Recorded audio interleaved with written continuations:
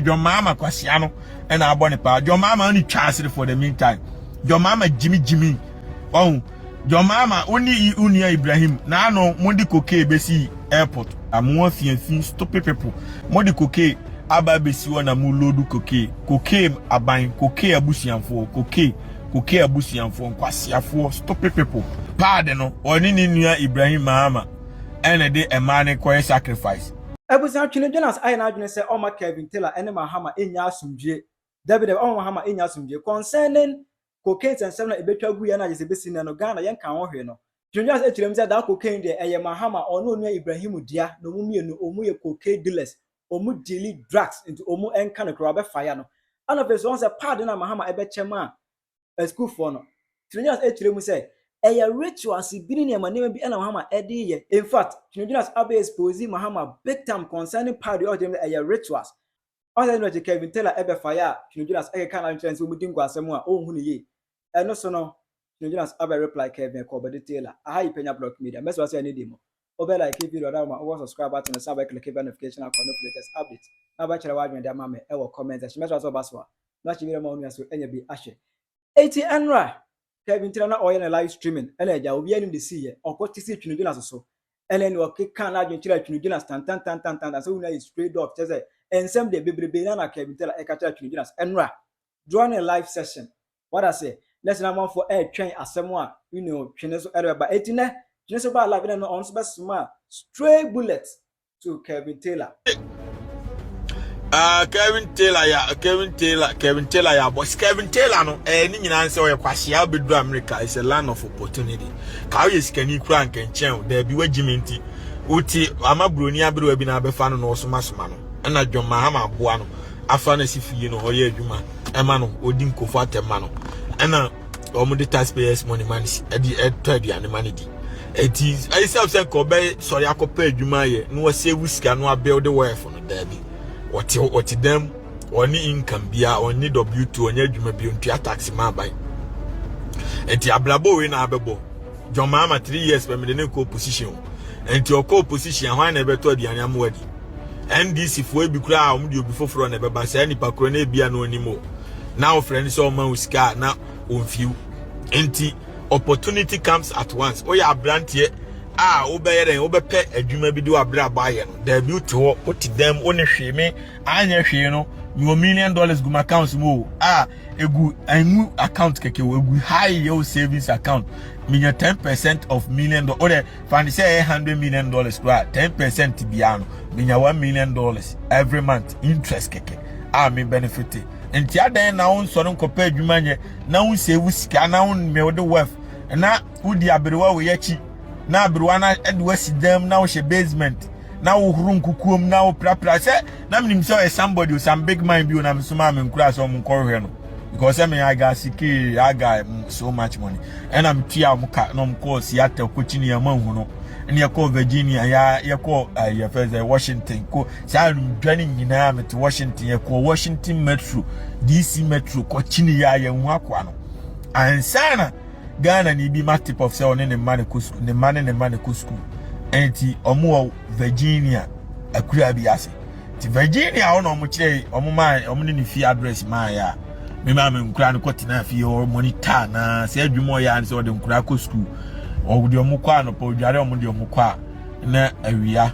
wakofo mo abanti okofo mo ba fi a no anu aduane ama omo di omo di wia no ayede waso TV ama omo no akwhye basement wonu adi nkofo atem saa so eti onye obi o house boy keke enti saa obi ono ye nani saa no na mudi Jimmy ede o be face di o man di meme ya kinkon Trump classroom ya America man panyitemu ni ma mesi o saa me ho me ne natemantemu o saa me ho ko deport nkofo da bi onime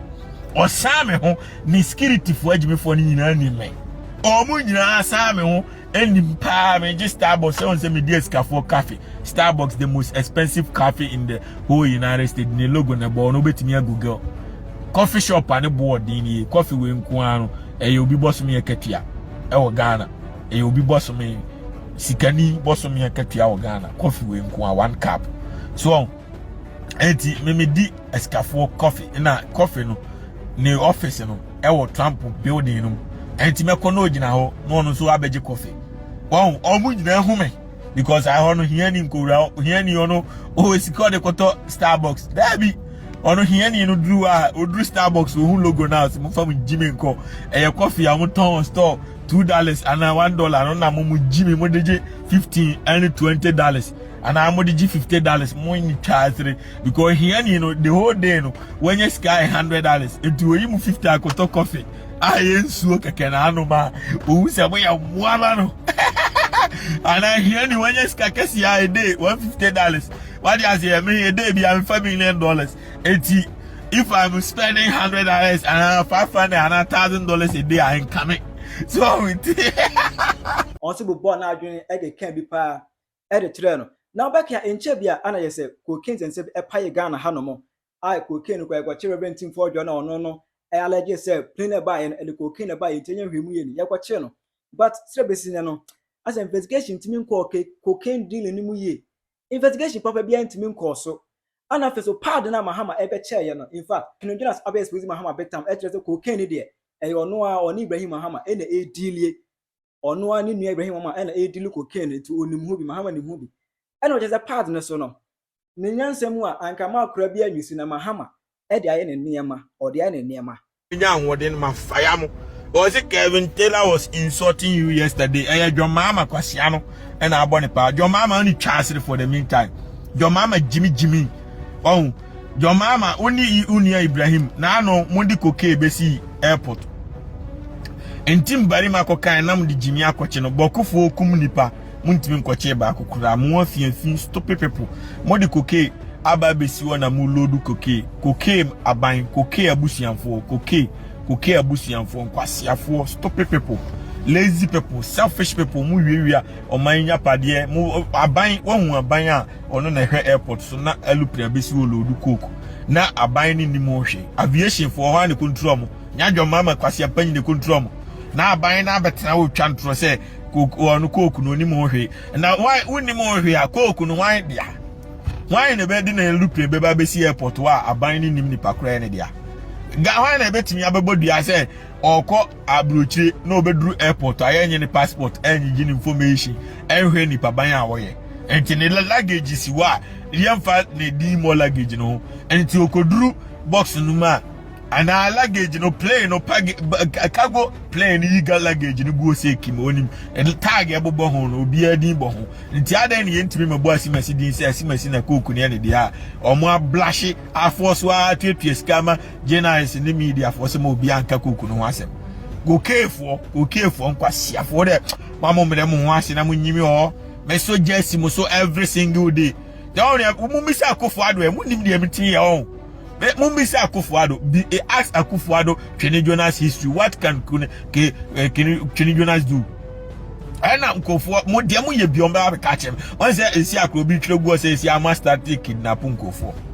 Oh, MPP are buying master taking Napunko for. And the Amoya no, and you're fine. Omoya no, my own a police for aqua chicken kidnappers is suspect. Omo Buani in a foolish case. Omoan area, a kidnapunko for no. Omoya ni pabone for my hair. I know we say Mahama the Mahama is sharing pad. And no na me John Mahama no. I no say Ukofa be catch him say pad no oni ni nua Ibrahim Mahama. And a day a man quite sacrifice. And no ma quite branded Mahama pad no. But me no I know my share I mean person make ho asem because me no me person make ho Ukofa be catch him you say dey sacrifice because adientina mampanyini beba otim say o de etwe ho na wodwene enti me kobo etwe ho ban enti me ye pad de aba be kata twani edientia because una wonim de pad no de ahyema o de ba abe ema no enti se anya sacrifice na mo be ya eno anu no mo mamma ya ni sika na o man ko stone ko to mo pad dan say mampanyini de pad beba obi anim de mampanyini de ko shem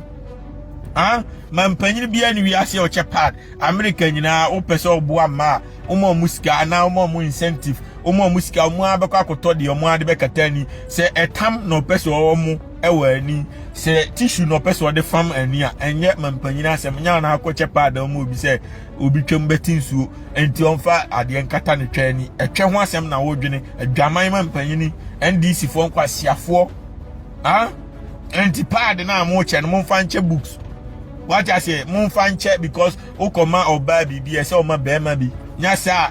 we are not being fair to the boys also but be man so o hia pad enti die na ade ma be ma no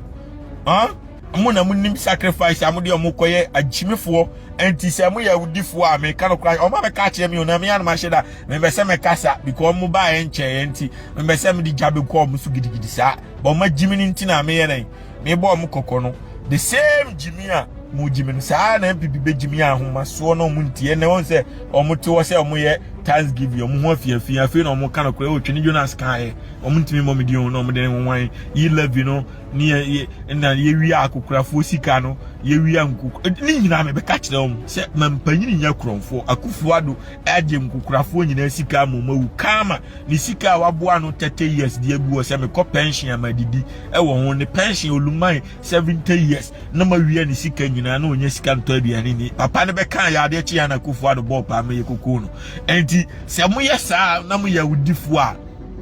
o ti akufo ade sei minyana meku no bi ko kama me wo fa no no wo bo pa me obi akuku no enti saa no yes a hwan na enkoto abama wo so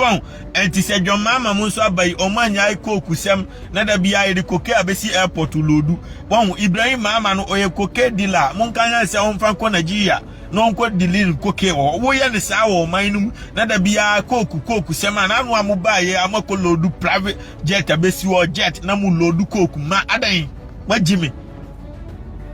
adan ma jimi won mu ye saa enye fine mu ye saa enye o mu kokan no makochi o mu bat boku ni aboa kum nipa ye ntimi nkochi no boku ni aboa ekum nipa ye ntimi nkochi no won jimi ba de ono intim bari ma se masa airport ye nyina ya ban abaso before so obi mfa ni plane mesi won aviation for so mama permission airport authorities so mama permission where into plane abesi for 5 days 6 days load koku eye hwan na load koku na anye mampanyini a hwan na betimi ne pe ede ni plane abesi airport load koku enye impossible okro biem mampanyini na amakwan se ye load enti mampanyini no ni nua koku a na ni panic ya kwache no bat criminal onu kum nipa de ye ntime nkwache na Kwasia mamuwe we anyway mumu bobu bodam na mutitete wo maadwi ya yuma enti mumra mu wase pad no omuse sacrifice mo ba be den mo be ma ema ni nyina nya wo sacrifice mo be yi omu ye mu ma nyina enu ntina mo che pad ti mu nya iche na mo fasika enkoma nkra no na omo anko store nkoto pad no enti mo kwa pad no se John Mahama ma pad 55 na pad 5 no nebuo 20 cedis a ma akura ba ya bi 20 cedis na boys no omo nso mo pad enti no ma mo 20 cedis ni mi no aye fair na mogya say mo ye unfair judgment no say ye beboa oba ba ye beja be ma si wo enye fine mo ye sa emema ne nkoto aba ma mo because nkra na egu school mu no mbedi 18 by before say 4 years mna no nyina dudu 18 enti ebeduru abato no ono na nkoto abama na oba be somtwe na ono de na gya no ne nam ho onto maw enti monye dai mon komo musika na munya ise mo pe rituals no mon kwa na mo peska de awu mon kwa na mo ya wudifo na nkofo ma mo de pad ko hye mo twem na afi no almost so ya no mutwemu tumoja na tinsuo na mo ana omtiwa na tim no awu won na mo de nkran nyina agiji sikaduro na munko ama na sikafo na obeko ba bia Ibrahim ama na wi asisika nyina ne dia because wakum ankra wo Ghana nyina de o magi sikaduro sa no nkra ma ya no mo school mo mede nya twadi o mbenyini no classmate fo nyina awu o mo school ma nkra no munye o mudi o na ma school ye de no ntako me school don get me no na me pemanti na man could you be aba because me old school my reinforce me kokonyim obi ba ho pressure me school be I just say me kodo ba dey na me dey my men ne banti I know all this so I was very very good guy etina me pema obi ani old school ma obeti ba ka say na me ne twempena old school ma I didn't do that and say metina ma John Mahama ni nua Ibrahim Mahama ba be chepad abekum ma ye wo Ghana nkura ma ye wo Ghana e de o magic duro ndi e mente ase e nkwase asem nyemo di scare kwan Ibrahim Mahama wo private jet nyina obi ana opeska na repair private jet no obi ansoma aseko force to private jet untime maintain untime service ya enya pad na mo ko che kokum kofo ma na mo de ehun sika akwakọ me akọ live mo luxury life enya by force so to plane Fako park si baby because nkofo aka chem the pad na rituals na moye enya sa nka church kama omo no man ko to pad obi okra na nye pad no hia ono kra na oti school mu pad egu ni fi ontime nkan oni ma me ni papa to egu oda o hia sika dia to book o hia sika dia to pen o hia sika e dia to ade bi e beboa na oni school num eno no mu hia enti se obviously I man say adwempa hina o Germany obi ne ku no ai boy na obi ne ku no ono an enim ni poku no won say boy na obi ono an won say boy no twa too much o no twa too much ntina NDC for ne sacrifice no na o pattern for man ho oni mi ori ase da ntro a o twa to me ho no da me no ayese me no twa to me so enko ba bia because number 1 me nko pe obi aba na oba na be frem ya be jimi wa ha me nko pe obi aba na me ni obi ani asem obi ani obeti ya frem say obi si wa yesi enti me bu afu emfa me ho an frem ya me mfa ho because me no esi ade me duro no me hia ohwemfiri obi a o ti me hia say obi kura be frem ya kan hwe a kire me enti o frem you an frem you I'm good regardless I don't need nothing from nobody enti say obi twam trofa me ho no I don't care me mfa ho me respond no de enti aman so NDC fo mu ne say na me nim say NDC fo na abone pass onyimi say o onti so wuwie ansa na me hu say NDC fo bon say Kevin Taylor and me nim say John Mahama ne Ibrahim Mahama ne Twene complete a o maji TV station nyina o Ghana ama no wow enti no me nim direct ti na me hade o mo no ba boy no na me nim say NDC fo ama ne sika say onye den onye nkwase adwuma emomo ontwitwa ntronto nkofo so mamu enti owie na ansa na me hu enti by Kevin Taylor de minim say John Mahama ne Twene the taxpayers money the Twene enu ntina me take o Mahama serious no say wotina asoma na kura ne say o mere o medada nkofo say obe deport me abra Kwasia Trump kura no me ne na mantam osuro me won jimi Trump me ne na mantam o anopa me ye video anopa to onwuma dia brofo mafiri o mo hwe Facebook yo mo dia na no me ne Zuckerberg ko share o meeting ase wadi ase o se onu kura ye o hwe video makoma ko Facebook won etimini o mo ne nam o mo ni me adan no mo no o mo ma me deport me na ko jimi wo a onye obia e wo ye just a common boy ma broni me broni hu sem de ne kofia na me kwa kodi na eda madwama ya ba no na me de broni ba kofia kwa kodi no me dini wia no ko ni baby so ati ase tinya fe na me no obi na ebe kirem de me yo me mum na me kire de abrofo ne ye eti Kevin Taylor no ono ni Kwasia osuya nyansa no fa na bere wa ne mra na me money doggy mo ga yan se o fa na bere wa ne mra na me money doggy wo New York on fa na bere wa ne number ma me mo ga yan se o mra me inbox wo Instagram no fa na bere wa ne number ntese me broni ba no na me nchini ni na kakra wa wadi ase na me ba broni ba ne ba no ma here ma ka che se o kwa on titi house boy the good mami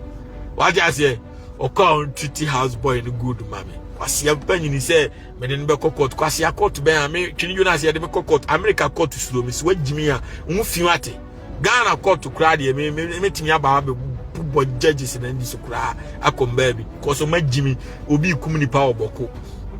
emrent mi ni no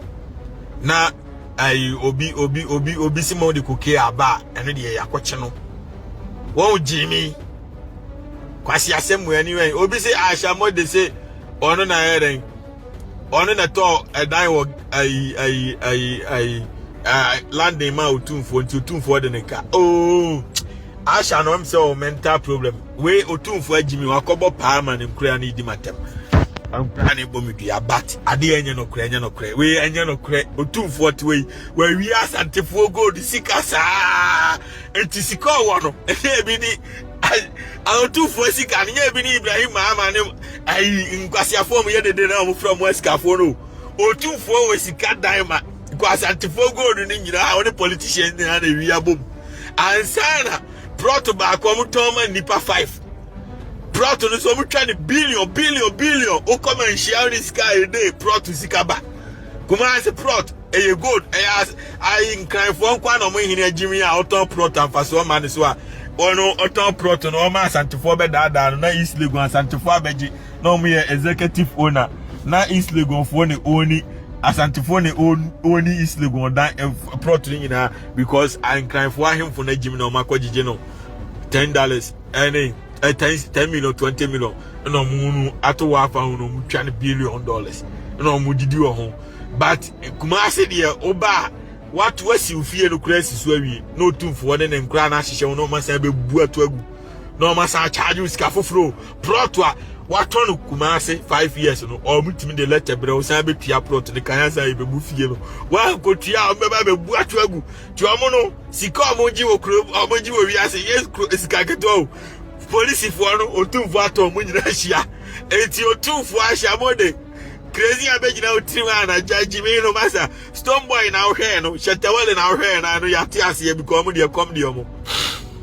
sa kwade now hair na eno yati ase omo the come the omo na say ukọ hair asante mayura answer fishman na onu age asante fosika nyina good watena so akọ abrochi a no akọ to oni nyina ma abrofo oba no ahye kota botai de aba okwa ni nsa gold ni nyina otufo na oba gold na de na afa ma osi egubag makura no egubag mapake egubag mama makura no because na brochira wo hodo tinese bi shekut oboa bag no sika nkwa na egum ne kura no de abetra ho ti otufo de sika wo no opefi ato a enye wo ahямode wo ahямode tutu a wo sika sei na wunya una okotofia ama otumfo de okasa Kwasia asem ni nyina oboa why in fact the fact say otumfo Jimmy awa pass some kobo media understand me say ade enye no kre me make say no kre me no one map is based on the truth and nipa na Jimmy kra na ade enye no kra ni kwa say sinchina make say no kre I keska de Asantifo no wiska Asante hin wiska masa enye joke is no who's there Kabi baby ano akotobi o we sika kasa wadi ase enu ntina ya na ema hi se oboa wo mo Asantifo na aja mo bra okokuro bi am tachima omton fos uduru wanchi omton ai omton ba okwa bra omo bre nyina kaya yofo ne fosufo omgu station nyina Asantifo because the two phone was scobet me aboam anything I name me no bad Asantini no Jimmy even though say me can be man no there be no mum time no pedi onu wi an na sem assassin ye mu nyina am na na dia ene ye ni pa ba ko say on hwe so no o make sure say obam ho bai na ni pa ni selfish reason onu didi no any politician for didi jamu na me ka say omwa mo a musibuai majirinti mo say ko ye den be brumi nua mo ye moa oroman ye wan say ade enye no crash mo de kan tro to Asantini so am Asantini look bad say wo ohini mu a wasisi abaya wa bi enye no kre otumfo metena wo say ahya wo de ene ema ne bosian ko to fie joke masa na wo otumfo no woni mo ani party tro ni mo weska wonu nim Queen Elizabeth Prince Charles ba nkraya yemfane yede ni twam free gama nchemo yemfane nkochia gama nche yede ni ba Kumasi state ede ni ba chia otumfo me ayi akwaside nyina na me kobi Prince Charles kama na oye prince onye ken oba Kumasi a oba Ghana say kim Kumasi ne yede ni ba first eti say ni pa we dan won landing obetima ka kire Prince Charles okwa amesrew mami dan ba ko okrom wo wow enti say ono begina abeka say ono otumfo we na akesefo nim no ai ono na akofo ado ne Mahama de ne kwaje bosia e wa IMF na wo beka say ono aba bedada waje usika kotofi Orlando ni ahia modi jajime no ai na nim adum protbo adum ni nyina ayo otumfo de awo store siwa otimi ba plot no store na siwo 90 years entiesi ya beje plot no bo foforo ana si wo 50 years ya beje plot bo foforo now so hwese wa bro san guo na ye bedudi agu a osida bi mame kope bosi amre otumfo no age usika enfa ho se watade 100 years o almost antimi hihye adwuma to so wo de comment share otumfo ni mu we ne ma na beje usika ko die e de na abaye otumfo play innocent oni mu hwe om de adwuma diu ti asantini ono nyansa kro no wo wiase nyina ono nimbo enti so ono ba be ka kire o se ne wo kire no pesika no tumfo pesika o mtimi bo dawuro ya jiji obi eska wo Ghana ho wa wantua bia o mu de letter ba obi afie o mu asantifo ntimi bowura Kumase efie bia na o mu jiji fie ye de komanhia wa jiji ska wa wantua bia no o me ba beji ofie no because ofie si o masase so kukuru fie free o masase so enti sisi o mu sisi ni ba Kumase no eni sika o mu je no masa emejira anya Kwasia de wo ho tiere amecho no emejira nkeka Kwasia sem ho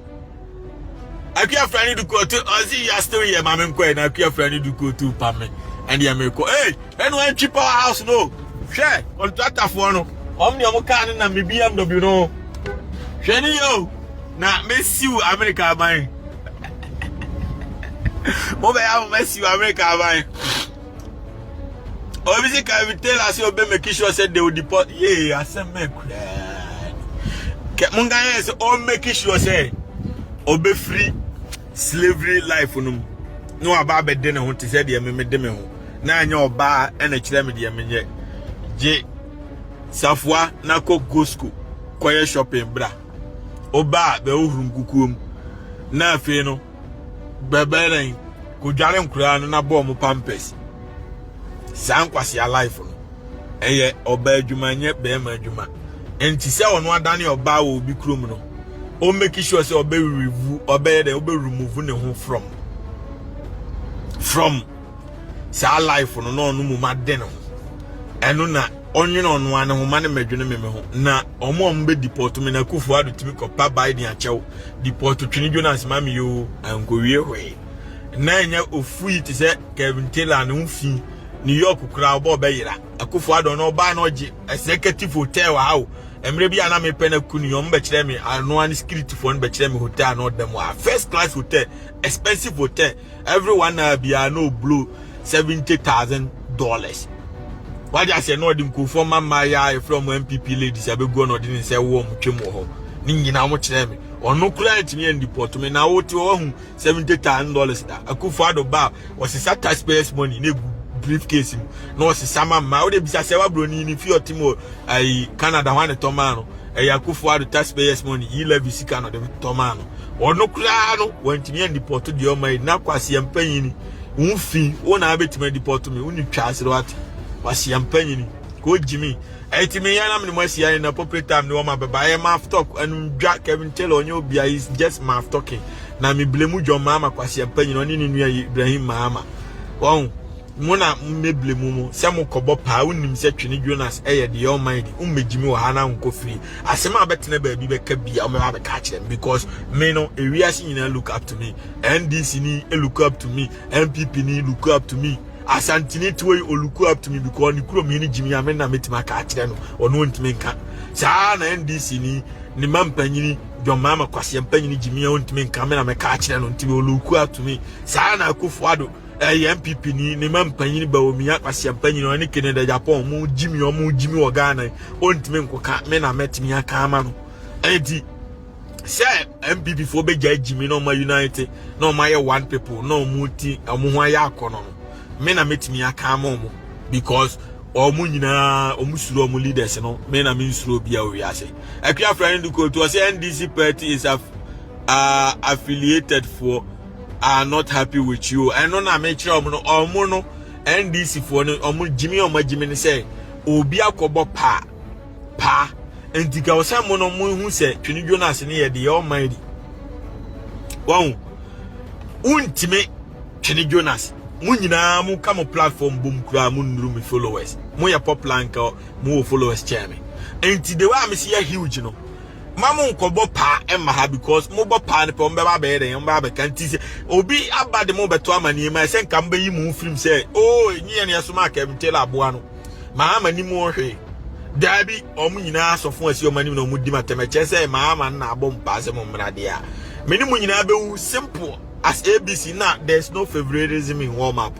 akufuado ne aboa papo mo ba be ball pa be jimi ye hwe Twene Jonas me di hia omo enti aboa nso ti wo se o ba be deport me am de be hia o ne Mahama ni nyina simple as ABC me chema obi equally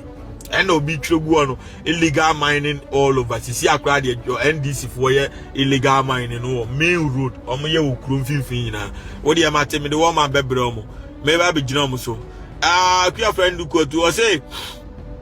you didn't like Chada, but you are still number one because I know you are for Ghana first. Thank you, I appreciate you. I appreciate this is why I love my Akria friend Duko to or mine be ye no enu ne hia Chada me mentano what I say but wakoba Abraham be Moshe pa say on be deport me I say miss sparky power koneso sa na John Mahama na mentano obi edi adanse se na meka bi ma no until say ono ase wagimi ode ne Kwasia Yakobo Kevin Taylor boy pa and I me hard me smashing hard na meka bi ma no don't get me no obi edi adanse na meka bi mom because na me pese o mo yeden o mani je no mutimi yo man ni yemae because o man be ni hia me ti said the akua frani duku o kan won enti o mo baaye no instead of say mo number 1 goal e 24-hour economy mo be concentrate na nka by now no be bia be fa bia adwuma bu boys ni nyina nya adwuma ye na galm say ma fight won na akuafo mo tuatua mo ka na mo ye adwuma na ye boma baso da bi magimi na mo de attention ni nyina koma maboa ni say ono Kevin Taylor ne nane mampanyini e wo social media no enki kana dwen ni di obi atem enko so trouble da bi nipa no ko so trouble no de fa ha ese mu le bon me de shiamo ena Kevin Taylor jimi ametimi abopa ma obi akopono e wa America ha enkosi aga because America na mera no enye Ghana the obey the doer of the action no ono ne charge no nti se metua ka na obi ko tete no Virginia ono bunu papa na no a eye de okobo no ne ye ko hwe na che no nyame ameti New York so on the America de ntie no nti the doer of the action no ono ne ye charge no eti say me makwa akoye between na ma obi nu akwanyi ma obi a me am ye between na ye machimi o ye kwa akwachi de anyi ma obi na wadwane e wontua cha support no ne ye kwachi no nti the doer of the action no ono ne wo trouble no nti me ametim ba bia me no ye I have nothing to do with the obey action.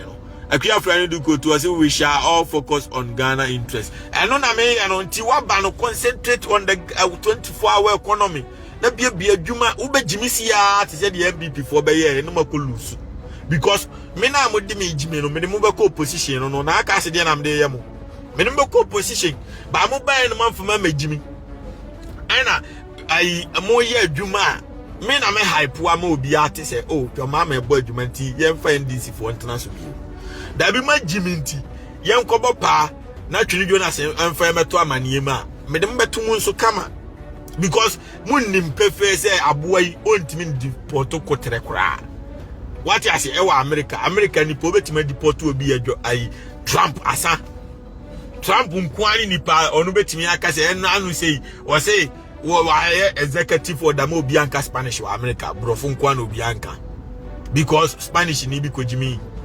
enti tesia no driver form ticket mi na police ni gina won te brofo aye chiwa to prison what you say man panyirim nkwa ni timi hihye mra enti ono nkwa ni pa otimi ka say enemy deporto abibifo a okromu anyina na ampani ampa no ati police for the soldier for agumo nse se omumra no atweska to so ade nipa 5 beba bia me promote me monska no mo se sa omko Chira wadwe mame e wo comment section hi Penyah blog media